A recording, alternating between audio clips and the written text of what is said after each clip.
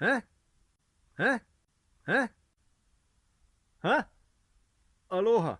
Danes bi rad govoril o lunatikih, samomorilcih in prostovoljnih žrtvah nasilja. Kot veste, prirejamo vsake toliko časa tudi tečaje samoobrambe, večinoma za ženske, to se tudi seveda lahko spremeni, ampak kar pa videvam zadnjih par mesecev na cestah je enostavno grozno.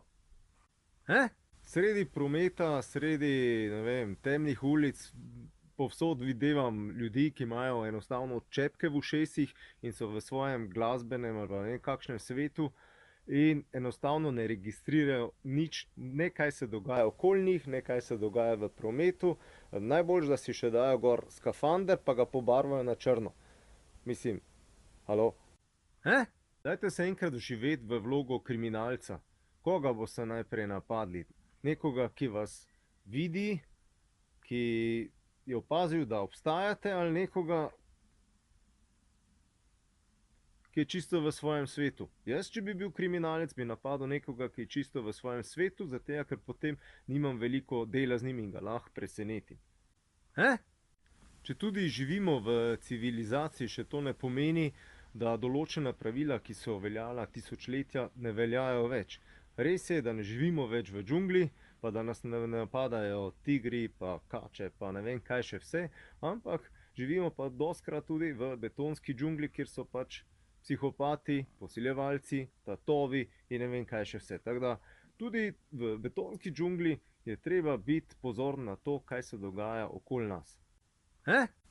In če hočete od mene najboljši samoobrambni nasvet, kar jih lahko dam, prevencija je najboljša stvar, ki se lahko sploh lotite. To pomeni, bodite pozorni na vašo okolico, ne se začepiti, ne poslušati glasbe na polno, mislim na glas, medtem ko hodite naokoli, ker če boste srečali, ne vem, eno hordo navijačev, pijanih navijačev, ki tam razgrajajo, mahajo z baklami, ker proslavijo neko zmago svojega moštva, boste rekli, kar naenkrat so me napadli, kar naenkrat se je zgodilo to nasilje, kar naenkrat so me pretepli.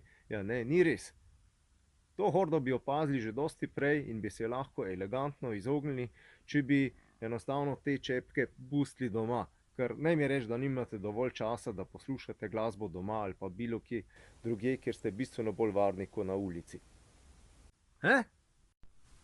Torej, če imate čepke v ušesih, prostovoljno pristajate na to, da enostavno padete v tisti profil za tatove in kriminalce, kjer pomeni, lahka žrtev. Zdaj pa se vprašajte, če to želite biti. Še nekaj, če ste udeleženec cestnega prometa in če imate čepke v ušesih, ste pač...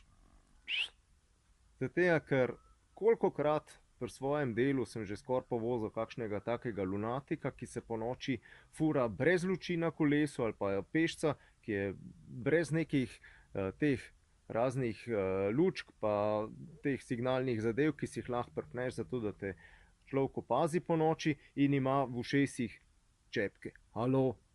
Mislim, to je pa res bolj samomorilsko, pa res ne moreš ravnati. Vem, da je to mogoče kul, ampak je tudi samomorilsko do skrajnosti. Še to, na moji spletni strani www.otelesu.com imate brezplačni priročnik, torej e-knjigico o samoobrambi za ženske. Snamte si ga, dokler je še gor, ker ga bom dal kmalu dol in si ga preberite.